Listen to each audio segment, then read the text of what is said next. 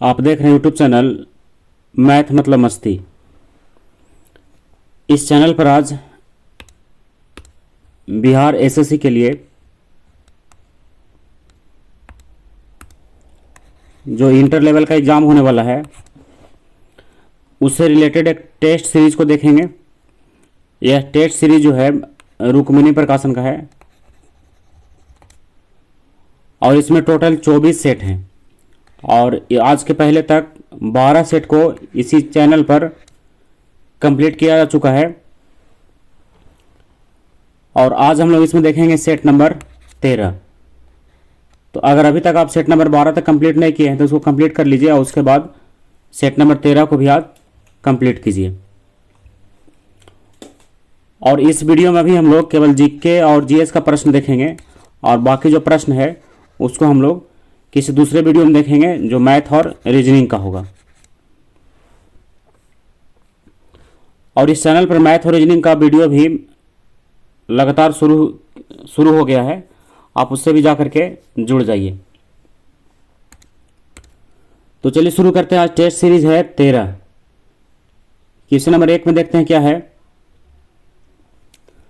आज का पहला प्रश्न है, चुनावों के दौरान राजनीतिक दलों और उम्मीदवारों द्वारा अनुपालन किए जाने वाली आदर्श आचरण संहिता है। ये क्या है? तो ये है लोक प्रतिनिधित्व अधिनियम 1951 में भी निर्दिष्ट है, यानी वहां इसका वर्णन किया गया है। तो ऑप्शन नंबर डी इसका सही है।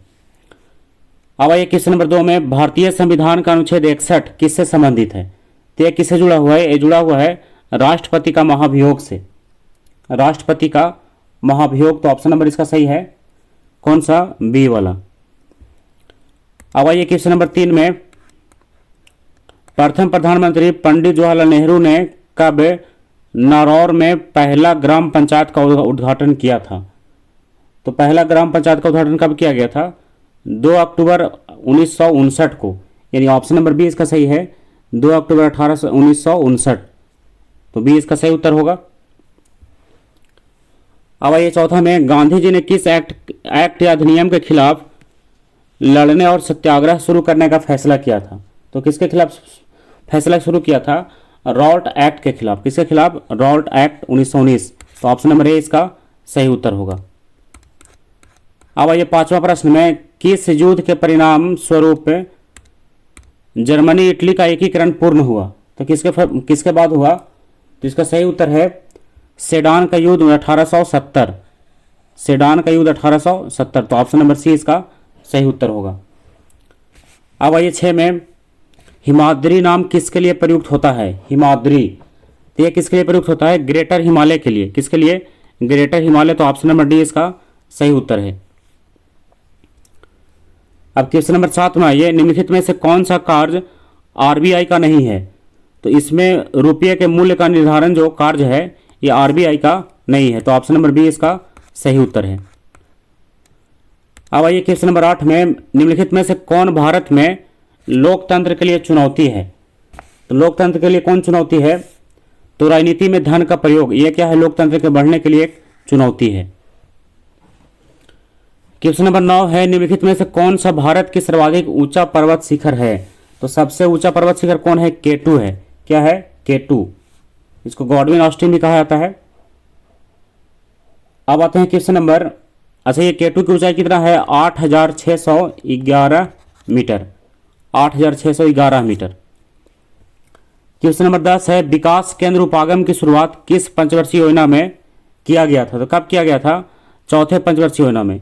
तो चतुर्थ पंचवर्षीय योजना, यानी ऑप्शन नंबर सी इसका सही उत्तर है। अभी 11 में आइए, निम्नलिखित में से किसने कहा था महात्मा गांधी क्षणिक भूत की भांति धूल उठाते हैं लेकिन अस्तर नहीं? यह किसका कथन था?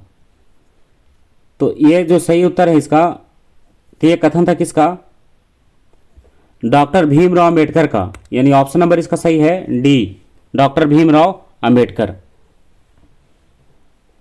अब आइए क्वेश्चन नंबर 12 में, 1977 के चुनाव में जनता पार्टी का नारा क्या था? तो जनता पार्टी का नारा था लोकतंत्र बचाओ। तो ऑप्शन नंबर सी इसका सही उत्तर होगा, लोकतंत्र बचाओ। क्वेश्चन नंबर 13 है, राज्यसभा धन विधेयक को कितने दिन तक अपने पास रोक सकती है? कितने दिन तक? तो ये रोक सकती है 14 दिन तक। तो ऑप्शन नंबर डी सही है, 14 दिन। क्वेश्चन नंबर 14 है, भारतीय वास्तुकला में सुर्खी का प्रारंभ कब हुआ? तो सुर्खी की शुरुआत जो हुआ है कुषाण काल से हुआ। तो ऑप्शन नंबर ए सही है, कुषाण द्वारा। अब क्वेश्चन नंबर 15 में आइए, निम्नलिखित में से कौन सा एक स्वरोजगार कार्यक्रम है? तो कौन सा है? स्वर्ण जयंती ग्राम स्वरोजगार योजना। तो ऑप्शन नंबर इसका डी जो है, सी है, सही है। और इस योजना की शुरुआत कब किया गया था? 1999 ईस्वी में। कब? 1999। क्वेश्चन नंबर 16 है, अनुसूचित जाति के लिए लोकसभा की कितने सीटें आरक्षित है? तो कितने सीटें आरक्षित है? 84। तो ऑप्शन नंबर सी सही है, 84। अब आइए 17 में, भारत में कृषि जन्य पदार्थ हेतु दिया जाने वाला श्रेणी मापदंड क्या है? तो मार्क का नाम क्या है? एक मार्क। चिन्ह दिया जाता है, कौन सा चिन्ह? एक मार्क का। क्वेश्चन नंबर 18 है, भारतीय संविधान में मूल रूप से कितने मौलिक अधिकार प्रदान किए गए हैं? तो कितना मौलिक अधिकार दिया गया है? मूल रूप से 7। कितना? 7। अब आते हैं क्वेश्चन नंबर 19 में, निम्नलिखित कथनों पर विचार कीजिए और बताइए इसमें कौन सा सही है और कौन सा इसमें गलत है। इसमें बताना है कि कथनों में से कौन सा कथन असत्य है, यानी गलत बताना है कि इसमें कौन सा होगा। तो इसमें देखा जाए पहला वाला कि द्वितीय पंचवर्षीय योजना महालनोबिस के विचारों पर आधारित था, तो सही है। दूसरा है, महालनोबिस ने कोलकाता में भारतीय सांख्यिकी संस्थान की स्थापना की तथा सांख्य नामक एक जर्नल निकाला, तो यह भी सही है। तो दोनों में से कोई गलत इसमें नहीं है, तो इसलिए ऑप्शन नंबर डी सही है, न तो एक और न ही दो, यानी दोनों इसमें क्या है? सही उत्तर है। उत्तर नहीं, इसका कथन सही कहिए, उत्तर तो इसमें है नहीं। अब आइए क्वेश्चन नंबर 20 में, 20 का प्रश्न है, सूचना का अधिकार एक कानून है जो लोगों को अनुमति प्रदान करता है। तो किसकी अनुमति प्रदान करता है? ये सरकार क्या कर रही है, ये लोगों को अनुमति प्रदान करता है, ये जानने के लिए। तो ऑप्शन नंबर सी इसका सही उत्तर होगा। क्वेश्चन नंबर 21 में आइए, बिहार के इतिहास पर प्रथम ग्रंथ के रचनाकर थे। कौन थे प्रथम ग्रंथ के रचनाकर? अली मुहम्मद शाह अजीमाबादी। तो ऑप्शन नंबर इसका डी सही है, बिहार के इतिहास के संबंध में प्रथम ग्रंथ के रचनाकर हैं अली मुहम्मद शाह अजीमाबादी। क्वेश्चन नंबर 22 में आइए, कृषि उपजों के न्यूनतम समर्थित मूल्य, जिसको एमएसपी कहा जाता है, की संस्तुति किसके द्वारा की जाती है? तो इसकी संस्तुति कौन करता है? सीएसपी द्वारा। किसके द्वारा? सीएसपी द्वारा। तो ऑप्शन नंबर ए सही है, सीएसपी। अब आइए क्वेश्चन नंबर 22 के बाद 23 में, निम्नलिखित में से कौन सा ऊर्जा का गैर परंपरागत स्रोत नहीं है? यानी गैर परंपरागत इसमें नहीं है, यानी क्या है? परंपरागत है। तो कौन सा ऐसा है? कोयला है। कौन सा? कोयला। क्वेश्चन नंबर 24 है, कोंकण तट निम्न में से किनके बीच स्थित है? कौन सा तट? कोंकण तट। तो कोंकण तट जो है किसके किसके बीच है? तो इसका सही उत्तर है गोवा तथा दमन के बीच। तो ऑप्शन नंबर डी सही है, गोवा तथा दमन। अब आते हैं 25 में, संस्कृति और शिक्षा का अधिकार वर्णन किया गया है अनुच्छेद कितना में? तो इसका वर्णन है अनुच्छेद 29 और 30 में। तो ऑप्शन नंबर बी सही है, 29 और 30। अब आइए 26 में, चेन्नई स्थित राष्ट्रीय महासागर प्रौद्योगिकी संस्थान द्वारा कहाँ एक हरित स्वसंचालित अलवनीकरण संयंत्र पर कार्य कर रहा है? तो कहाँ कर रहा है? इसका सही उत्तर लक्षद्वीप में। कहाँ? लक्षद्वीप। तो ऑप्शन नंबर बी इसका सही है। अब आइए 27 में, लोकतांत्रिक सुधारों का संबंध होना चाहिए। तो लोकतांत्रिक सुधारों का संबंध होना चाहिए सुशासन से होना चाहिए। किससे? सुशासन। तो ऑप्शन नंबर ए जो है सही है। क्वेश्चन नंबर 28 है, भारत में कहाँ झूम कृषि की जाती है? तो झूम खेती कहाँ होता है? उत्तर पूर्वी भारत में। तो ऑप्शन नंबर बी सही है, उत्तर पूर्वी भारत। अब 29 में आइए, निम्नलिखित में से कौन सा हिंदुस्तान फर्टिलाइजर्स कॉर्पोरेशन लिमिटेड के अधीन नहीं है? तो कौन नहीं है? कामरूप। ऑप्शन नंबर सी सही है, कामरूप। अब आइए 30 में कह रहा है कि प्रमुख आगामी खेलों में आयोजन स्थल के संदर्भ में विमेरित विकल्प को चुने, यानी जो इसमें सही नहीं है उसको चुनना है। तो देखिए इसमें कौन सा सही नहीं है। ए में दिया है एशियाई खेल 2023 का जो है कहाँ होगा, हवांगझू यानी चीन में होगा, ये सही है। तो इस पर पकड़ना है कौन सा सही नहीं है। बी में क्या है, विश्व मुक्केबाजी चैंपियनशिप 2023 पुरुष का कहाँ होगा, सर्बिया में होगा जो बेलग्रेड में है, ये भी सही है। अब सी में ये विश्व मुक्केबाजी चैंपियनशिप 2023 ये कहाँ होगा, भारत में होगा, ये भी सही है। और एशियाई खेल 2026 ये कह रहा है भारत में होगा, तो यही इसका गलत है, यानी ऑप्शन नंबर डी इसका क्या होगा, सही होगा। अच्छा, ये एशियाई खेल जो 2026 का है ये जापान में आयोजित होने वाला है, कहाँ, जापान, लेकिन यहाँ पर लिख रहा है क्या, भारत, इसलिए क्या हो गया, ये गलत हो गया। अब आइए क्वेश्चन नंबर 31 में, निम्नलिखित में से कौन सरकार के तीसरे अंग के रूप में जाना जाता है। तो सरकार का तीसरा अंग किसको माना जाता है, तो सरकार का तीसरा अंग है कौन, सर्वोच्च न्यायालय। कौन है, सर्वोच्च न्यायालय। तो ऑप्शन नंबर इसका सी जो है सही है, सर्वोच्च न्यायालय। अब आइए 32 में, इंडिया डिवाइडेड पुस्तक के लेखक कौन है, इंडिया डिवाइडेड, तो इसके लेखक हैं डॉक्टर राजेंद्र प्रसाद। कौन है, डॉक्टर राजेंद्र प्रसाद। तो ऑप्शन नंबर डी सही है, डॉक्टर राजेंद्र प्रसाद। और हिंद स्वराज की पुस्तक के लेखक Mahatma Gandhi. India wins freedom बहुचर्चित पुस्तक है जिसके लेखक है अबुल कलाम आजाद। अब आइए क्वेश्चन नंबर 32 के बाद 33 में। तो 33 का प्रश्न है, जो नदी दक्षिण भारत के गंगा के नाम से जानी जाती है उस नदी का नाम बताना है, क्या है। तो उस नदी का नाम क्या है, कावेरी है। क्या है, कावेरी। तो ऑप्शन नंबर डी सही है, कावेरी। 34 है, राजनीतिक दलों को चिन्ह कौन वितरित करता है, मतलब कौन देता है। तो कौन देता है, चुनाव आयोग। किसके द्वारा दिया जाता है, चुनाव आयोग के द्वारा। क्वेश्चन नंबर 35 है, लोकनायक जयप्रकाश के जीवन पर आधारित पुस्तक द ड्रीम ऑफ रेवोल्यूशन किसके द्वारा लिखा गया था। तो इसके लेखक कौन है, इसके लेखक हैं बिमल प्रसाद और सुजाता प्रसाद, प्रोफेसर बिमल प्रसाद और सुजाता प्रसाद। तो ऑप्शन नंबर ए सही है। पुस्तक का नाम क्या है, the dream of revolution.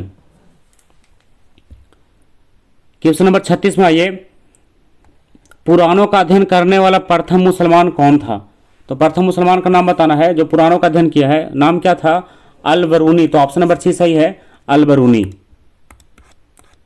Question number 37 में आइए, 1905 में बनारस में हुए अखिल भारतीय कांग्रेस का अधिवेशन की अध्यक्षता किसके द्वारा किया गया था।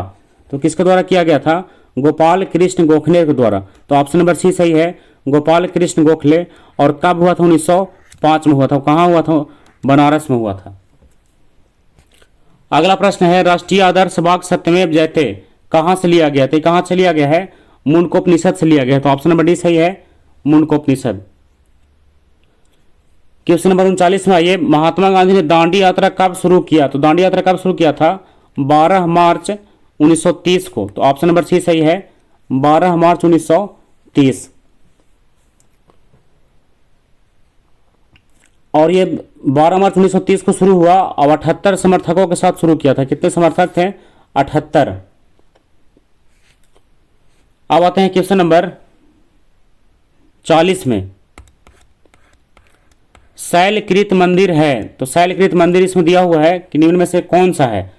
तो कैलाश मंदिर और एलोरा मंदिर जो है शैलकृत है। तो ऑप्शन नंबर बी सही है, कैलाश मंदिर और एलोरा मंदिर। आते हैं क्वेश्चन नंबर 41 में, भारत में राष्ट्रीय पर्यावरण इंजीनियरिंग शोध संस्थान कहाँ है। तो ये कहाँ है, यह है नागपुर में। तो ऑप्शन नंबर बी सही है, नागपुर। क्वेश्चन नंबर 42 है, भूमि के ऊपरी भाग में गहराई बढ़ने के साथ साथ तापमान में क्रमिक वृद्धि की दर लगभग कितना डिग्री होता है। तो कितना डिग्री लगभग होता है, 35 डिग्री सी। तो ऑप्शन नंबर बी सही है, 35 डिग्री सी।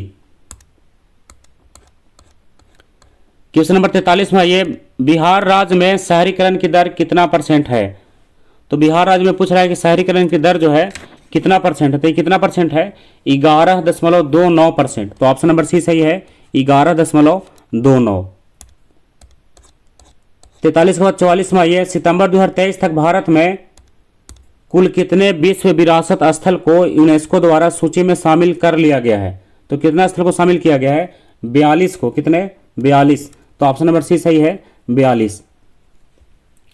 क्वेश्चन नंबर 45 है, वर्तमान में कितने राष्ट्रीय दल का दर्जा प्राप्त पार्टियां हैं, यानी कितने ऐसे दल हैं जिसको राष्ट्रीय दल का दर्जा मिला हुआ है। तो कितने दल है? 6।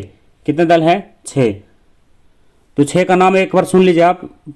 भारतीय राष्ट्रीय कांग्रेस, भारतीय जनता पार्टी, बहुजन Samaj Party, Bharatiya Communist Party, National People's Party और आम आदमी पार्टी।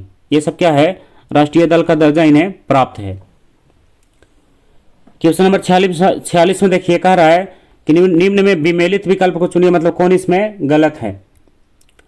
तो राजधानी दे रहा है, एक तरफ देश दे रहा है। तो ऑस्ट्रेलिया की राजधानी कहाँ है? ये तो कैनबरा है, लेकिन दे रहा है सिडनी, इसलिए यही इसका सही उत्तर है, ऑस्ट्रेलिया का सिडनी। ऑस्ट्रेलिया का कहाँ राजधानी? कैनबरा है। बाकी इंडोनेशिया का नुसंतारा सही है, बुरुंडी का बुजुम्बरा सही है, माली का बमाको सही है। ये ऑप्शन ए जो है इसका गलत उत्तर है, यही इसमें सही होगा। अब आइए 47 में, हाल में मुंबई में जलवायु परिवर्तन से निपटने के लिए एक विशेष पद्धति वाला मियावाकी वृक्षारोपण पद्धति को अपनाया गया है। यह मियावाकी वृक्षारोपण जो है पद्धति का तकनीक किस देश से जुड़ा हुआ है? तो किस देश की देन है ये जापान की देन है। कहाँ का? जापान। तो ऑप्शन नंबर सी इसका सही है, जापान। 48 में, ये प्रसिद्ध तवांग मठ किस राज्य में स्थित है? तो ये कहाँ स्थित है? अरुणाचल प्रदेश में। तो ऑप्शन नंबर डी सही है, अरुणाचल प्रदेश। 1591 में अकबर के प्रसिद्ध सेनाध्यक्ष राजा मान सिंह ने निम्नलिखित में से किस जनजाति को हराया था? तो किसे हराया था? किस जनजाति को? चेरो जनजाति को। किस जनजाति को? चेरो। तो ऑप्शन नंबर सी इसका सही है, चेरो जनजाति। और ये बिहार और झारखंड के मुख्य रूप से जनजाति है। कौन सा जनजाति? चेरो जनजाति। आते हैं 50 में, संप्राय मैदान संबंधित है। तो संप्राय मैदान किससे जुड़ा हुआ है? जुड़ा हुआ है किससे? नदी से जुड़ा हुआ है। तो ऑप्शन नंबर सी सही है, नदी, क्योंकि इसका निर्माण जो है नदी द्वारा होता है। 51 में, ये गतिशील वैद्युत आवेश पैदा करता है। कौन पैदा करता है? चुंबकीय क्षेत्र। क्या आंसर होगा इसका? चुंबकीय क्षेत्र। तो ऑप्शन नंबर ए इसका सही उत्तर है। 52 में, ये कह रहा है कि निम्न जीवाणुओं को उनके रोग के साथ सुमेलित करें और सही विकल्प को चुने। देखिए इसमें अलग से ऑप्शन दिया होगा। क्वेश्चन नंबर 52 का है, तो इसका सही उत्तर है, फर्स्ट में आइए, क्या है? Treponema palladium. तो ये किसके द्वारा फैलता है? तो इसको फैलने का कारण क्या है? इसको फैलने का कारण है सिफिलिस। तो ऑप्शन नंबर ए का कौन हो गया? 3 हो गया, ए का हो गया 3। और बी में है यार्सिनिया पेस्टिस। तो इसका कारण क्या है? इसका कारण है प्लेग। तो ऑप्शन नंबर इसका 1 हो गया, प्लेग। अब ये तीसरा में बेसिल्स एंथ्रेसिस। तो इसका कारण क्या है? इसका कारण है एंथ्रेक्स। तो इसका 2 हो गया। और डी में क्या है? Vibrio cholerae. इसका कारण क्या है? Cholera, cholera. तो ऑप्शन नंबर 4 इसका हो गया। तो 3 1 2 4 किसका है सही उत्तर? बी वाले का, 3 1 2 4। तो ऑप्शन नंबर बी इसका सही है, 3 1 2 4। अब आते हैं 53 में, परावर्तित प्रकाश में ऊर्जा तो कैसा होता है इसके बारे में पूछ रहा है। तो यह आपतन कोण पर निर्भर नहीं करता है। क्या है? यह आपतन कोण पर निर्भर नहीं करता है। तो इसका सही उत्तर है। अब 53 के बाद 54 में आइए।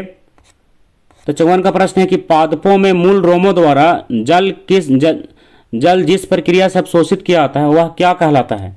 तो उस प्रक्रिया को क्या कहते हैं? उस प्रक्रिया को कहते हैं परासरण। क्या कहेंगे उसको?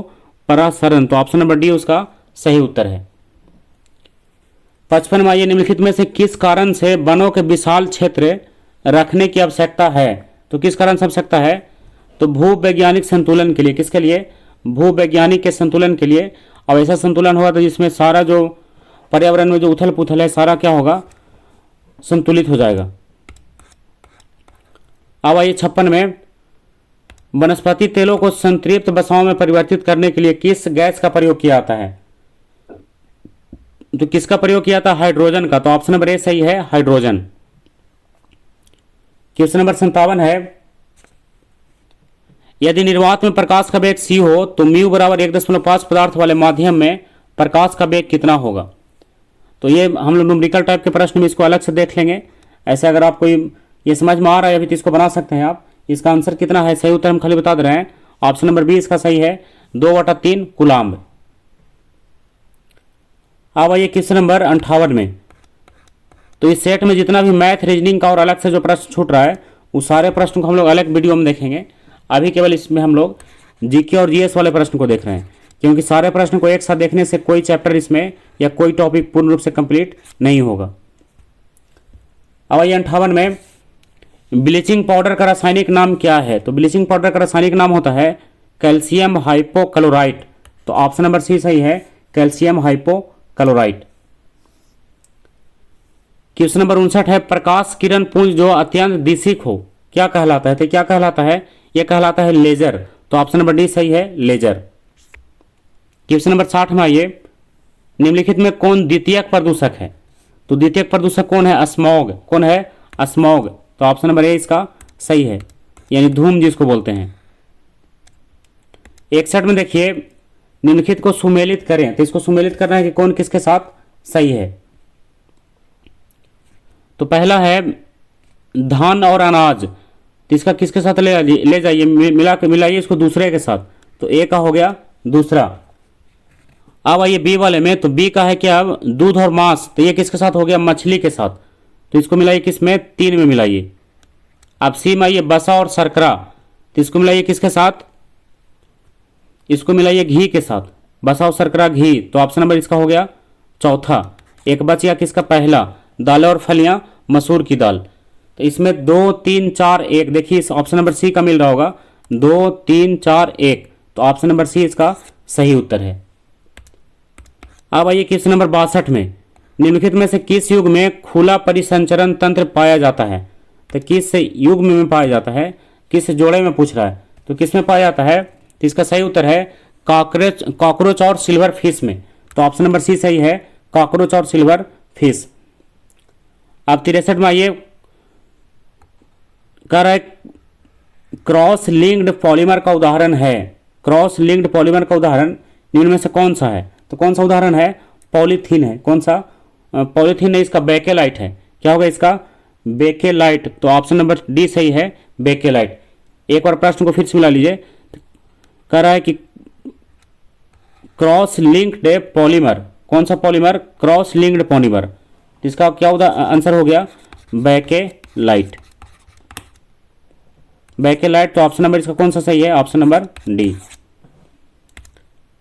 अब 62 के बाद 63 में आइए, क्वेश्चन नंबर ये 63 था ही, इसके बाद 64 होगा ना।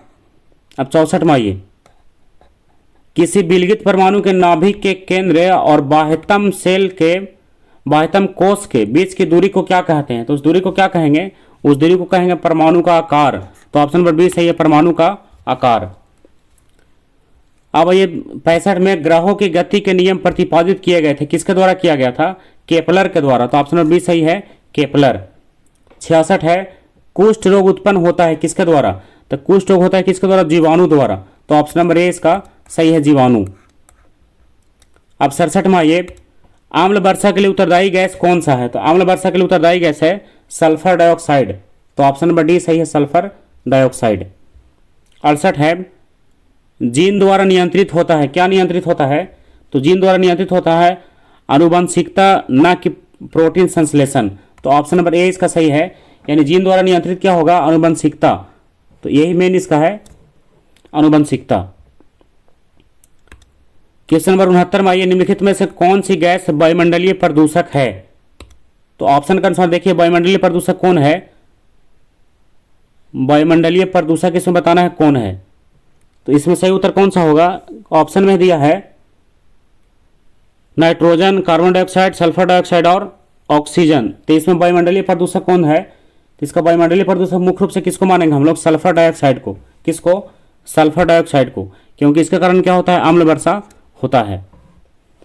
अब 70 में आइए, हड्डियों में जमा मुख्य खनिज तत्व क्या है? तो हड्डियों में जमा जो मुख्य खनिज तत्व है क्या है? वो कैल्शियम है। तो ऑप्शन नंबर डी इसका सही उत्तर होगा। अब 71 में आइए, निम्नलिखित में से किस नियम के अनुसार विद्युत धारा द्वारा उत्पन्न ऊष्मा चालक के प्रतिरोध धारा के वर्ग और इसके प्रवाहित होने के समय के समानुपाती होता है? तो किस नियम के अनुसार ऐसा होता है? तो यह नियम है जूल का नियम। कौन सा नियम?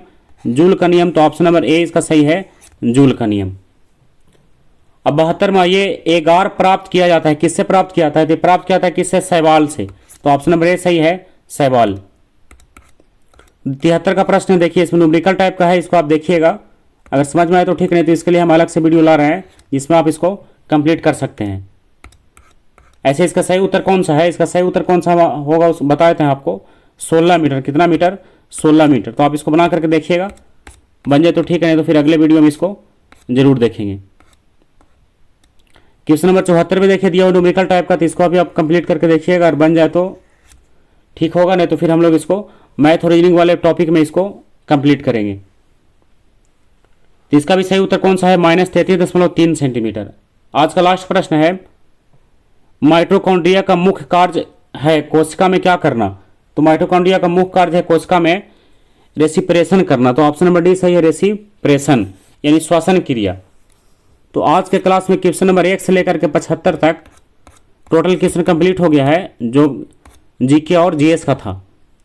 और बाकी जो मैथ और रीजनिंग का जो प्रश्न इसमें छूट रहा है, मैथ का और रीजनिंग का, और इसके साथ साथ कुछ न्यूमेरिकल टाइप का भी प्रश्न है, तो इस सारे प्रश्नों को हम लोग अलग से वीडियो बना करके और उसमें समझ लेंगे। और जिसमें मैथ और रीजनिंग का प्रश्न तो शुरू हो चुका है, लेकिन न्यूमेरिकल टाइप के कुछ प्रश्नों के लिए जो प्रश्न छूटेगा जितने सेट में, उस सारे को हम एक वीडियो में आपको बता देंगे, उस सारे को आप समझ लीजिएगा। तो चलिए आज का वीडियो यहीं समाप्त करते हैं, अगला वीडियो फिर से होगा इसका सेट नंबर 14। तब तक के लिए बाय।